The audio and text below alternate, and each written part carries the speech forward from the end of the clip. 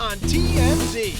Okay, well, Ashley Tisdale, she got out of that mom group at the wrong time because she missed the oral exam. Oh. Hillary Duff released a snippet of a new song, and it's hot.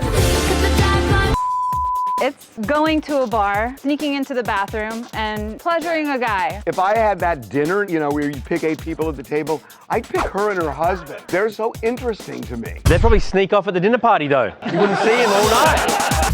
So we know what Nick Reiner's former attorney meant when he said, Nick Reiner is not guilty. It's not guilty by reason of insanity. Nick was taking medication for schizoaffective disorder. And 1 month before the murders, the doctors changed those medications. And we're told he went off the rails. Doctors are like very careful about this stuff, and they don't just do it for any reason. There's a reason. We're told the reason is shocking.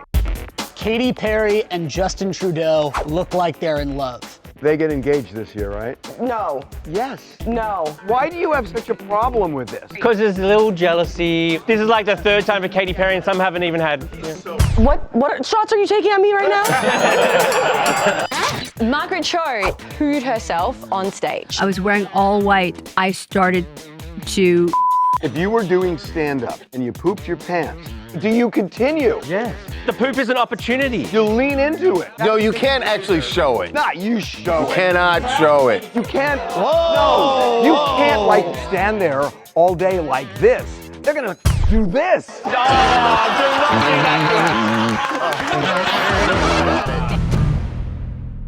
And now, Hillary Duff is finally responding to all of that Ashley Tisdale drama by dropping a new track that's so hot, it's NSFMG! Not safe for mom groups! The part where you say Whoa! Can't blast that one at school pickup. So Hillary Duff just released a snippet of a new song that she's coming out with, and it's hot. Can't wait for the rest of the song to come out. Yes, her new album is coming out February 20th, and this song proves we are not in Disney territory anymore, people. She's singing about going to a bar and sneaking into the bathroom and, you know, doing some fun stuff. Pleasuring a guy. It's hot, man. And it doesn't stop there, because Hill also sang...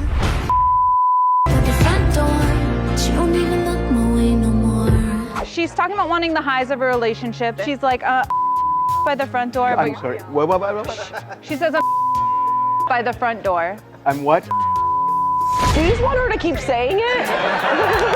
Put your ears in before someone calls HR!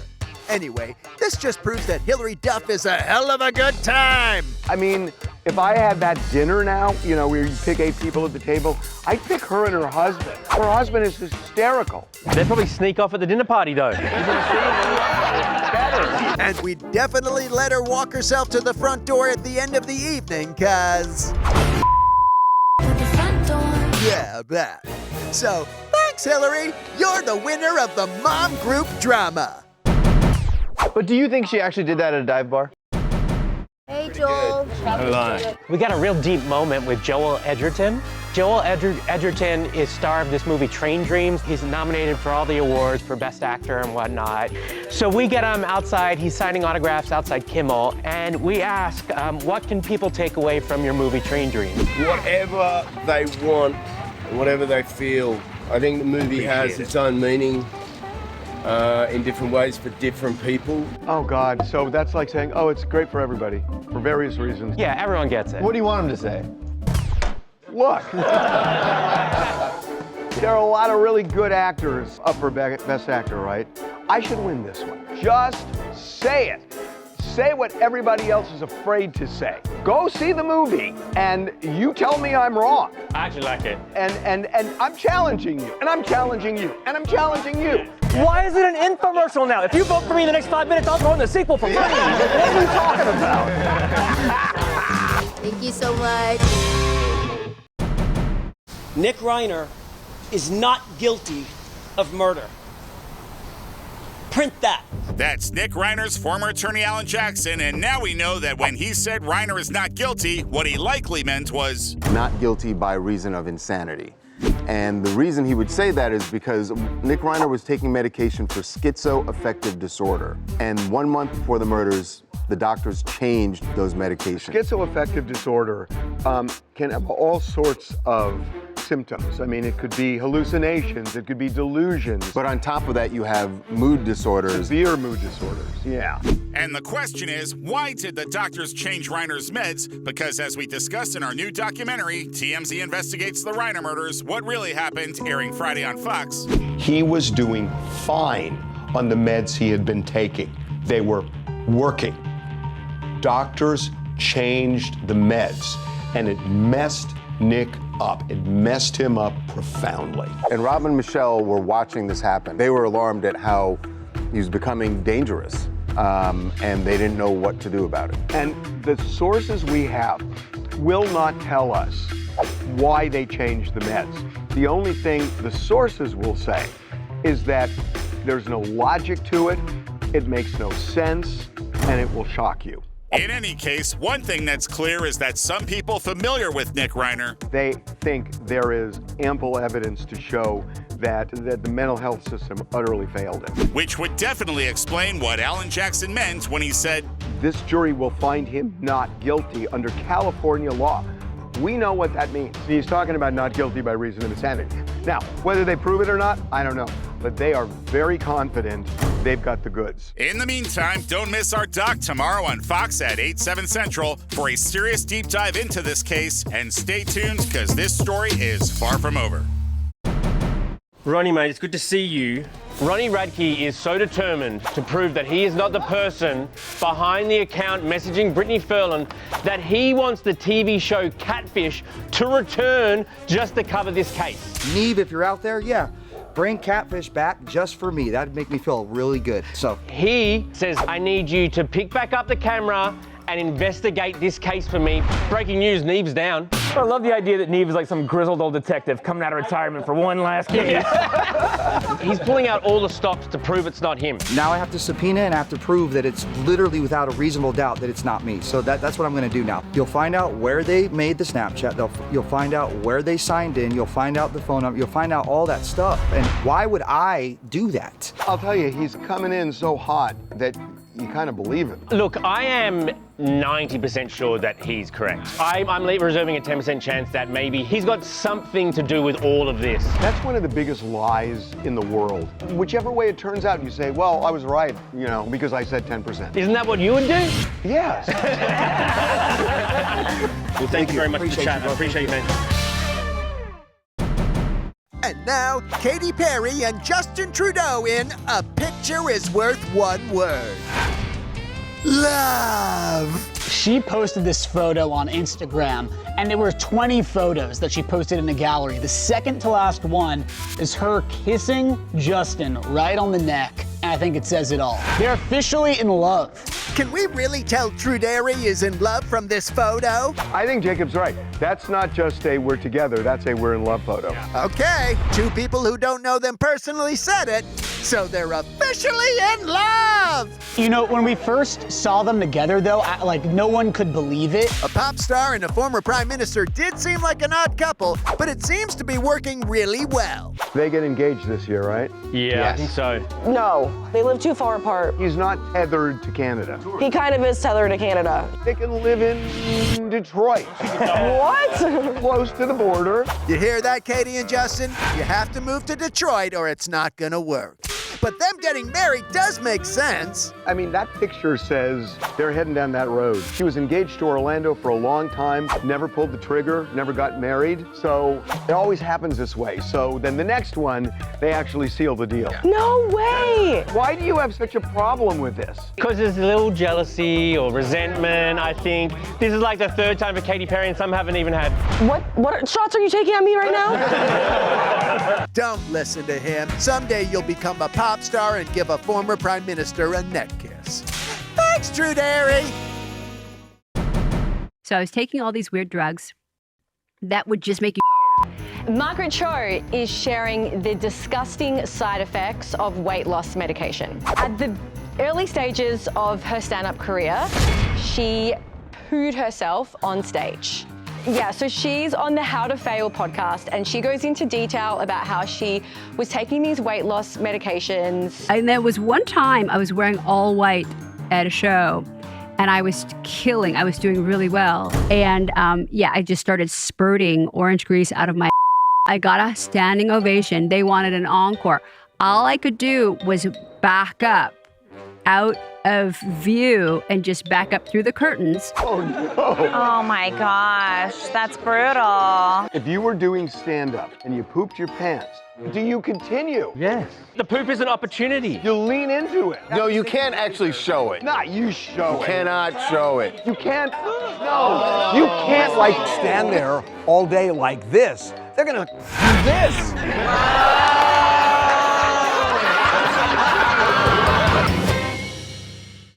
Coming up. Adam Sandler and Timothée Chalamet took on some high schoolers in basketball. Timmy should have rolled out a ping pong table. Because I want to see it for real. I would pay to see Timothée Chalamet play ping pong. I want to see him and Tom Hanks. Forrest Gump versus Marty Supreme. Done that.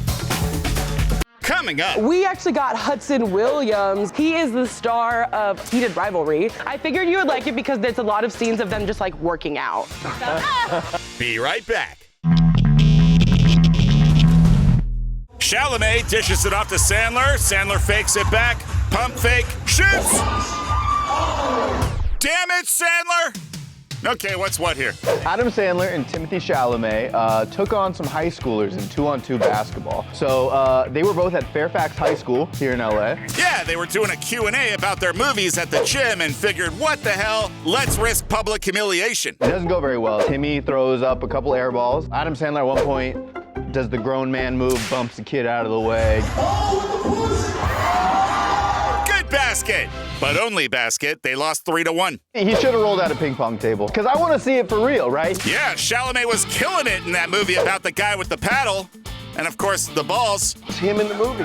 It's incredible. He was acting. No, it's not acting though, because he really became a great player. You can watch enough sports movies and you can tell who's a terrible athlete and can't do it, and then who does it well. He will never play ping pong because he has nothing to gain from it. Because you've already seen him in the movie. If he doesn't live up to that hype, then it's like, oh. And he won't. That's called editing. Yeah. That was real. Ping pong or table tennis, they really should get him involved and use this to blow the sport up. I want to see him and Tom Hanks go head-to-head. Forrest Gump versus Marty Supreme, that would be... Well, we're sure he's got that kind of time. Nice game, boys.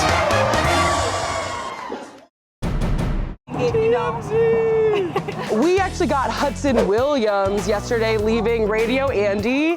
He is the star of Heated Rivalry, the biggest show on the planet right now. It's amazing. I figured you would like it because there's a lot of scenes of them just like working out. But he was on Radio Andy and he talked about how the show is about gay hockey players being in the closet. And he's received messages, as well as the author of the original book, from closeted hockey players in other sports. Somewhat anonymously, who are like, I'm a professional player still, and I'm still in the closet. You've heard from closeted players. Yeah. This is a fun show, and it's celebratory, but also sometimes it's just hitting people right in the nose. I mean, the thing is that this was a throwaway show. It was a Canadian show that HBO just kind of picked up. They had no expectations, and the trailer came out, and it just went through the roof. It's fantastic. I know the book was popular, but nobody bought it in the United States. It was a Canadian show. And now it's sold out. Like, no one can get the book. I like pirated PDFs. I read a novel for the first time in years because of this. What a weird flex. What a weird flex, yeah. Guys, slide over. Once again, everybody, I'm asking you again. That bodyguard is clearing the path in a huge crowd so that a big-time Oscar-winning actress can enter.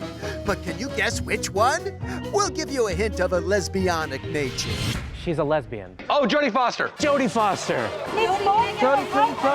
Yes, it's the one and only Jodie Foster. And who knew she'd draw such a big crowd? And they are young people. Who it turns out, we're actually waiting to see Hudson Williams. But not bad spotting Joni as a bonus. And guess what? She actually spoke to us. We just don't know what she said. Miss Foster, what's your New Year's resolution? Do you have one? Less hope? Less home? Let's just say she said less freaking laboobos and call it a day. But here's a question. Jodie Foster's the most famous lesbian, right? Well, there's only one way to find out. Let's play Lesbian Family Feud! Ellen. Survey says... I would say Ellen Rosie. Kristen Stewart. Well, we're sure Jodie would at least make the board, right under Peppermint Patty. So, Happy New Year, Jodie! We hope you stick to your resolution, whatever the hell it is. I'm a bit worried about the Swifties, what they'll do if we... The Traitors host, Alan Cummings, says that the contestants on the new season of his show were scared. They were nervous to banish Donna Kelsey from the show because they didn't want to cross the Swifties and basically kick out Taylor Swift's soon-to-be mother-in-law. The contestants, the players, talk about it quite a lot. Right, because they will feast on you. They will swarm on you. They will attack you. Yeah, that's right. I'm a bit worried about the Swifties, what they'll do if we... So that's quite fun. It's another added layer of menace. But wait a minute. The longer she's on, the more the Swifties are going to watch. So it's not so much fear of her leaving as fear of them leaving. Right. Well, it's not fear of, the Swifties going to go after me. It's the ratings It's decline. the ratings game. But what if she slips up and says something like, not great? Like my daughter-in-law is a trollop? what are you expecting her to say? Not even about Taylor. If she says something like off-color. Racist? Yeah. If she says like racist. If she says the N-word, is that what you're going with? And then suddenly Donna Kelsey drops an N-word? I just feel like she doesn't have a whole lot of media training. Coming up. So Taylor Swift, the End of an Era docuseries, had a bottle of wine for literally 3 seconds, and it is completely sold out. Does she have a deal on this? No. She's all about making money. She doesn't even talk about it. Why would she lose the opportunity? She shows up 3 seconds. So Taylor Swift is continuing to prove that she's the most influential person out there. The End of an Era docuseries had come out on Disney Plus last month. In the 5th episode, she's backstage rehearsing some lyrics. And the camera pans down to a bottle of wine for literally 3 seconds, if that. It's the Sancerre, and it is completely sold out. I bought it. Does she have a deal on this? No. She's all about making money. She doesn't even talk about it. Why would she lose the opportunity? She shows up 3 seconds. And she's all about these Easter eggs. 100%. Where you only see it for a little bit, and then everybody looks and what it is. The owner of the vineyard said that this is like the most valuable marketing campaign that they've ever had, and they didn't even have to do anything for it. What you need to do is get some type of computer in her background. She has the TMZ tour website up. Wow. There you go. Now we're talking, right? Now we're talking.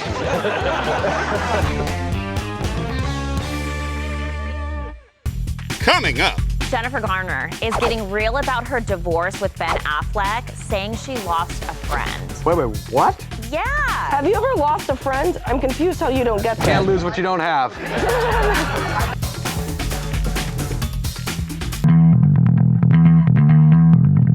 Jennifer Garner is getting real about her divorce with Ben Affleck. So we never really hear Jennifer Garner open up about Ben Affleck. She's so private, cool, calm, collected, but she did an interview with Marie Claire, the magazine, and she was asked, how did you steer clear of divorce news? And she said, you have to be smart about what you can and can't handle, and I could not handle what was out there. The actual breaking up of a family is what was hard. Losing a true partnership and friendship is what was hard. Lost a friend? Yeah, so we never... Wait, what? Yeah. Have you ever lost a friend? I'm confused how you don't get this. Yeah, no, I get it. I never thought that they lost their friendship. He broke her trust. No, I was literally just reading yesterday, there was a story on Fran Drescher, and her husband is gay, or ex-husband, and they divorced, and she says, we're soulmates still. We talk several times a day. That's different. And- Why? Ben had an addiction, and she saw a different side of him, and she lost the partner that she thought that she had. Well, this guy had an addiction.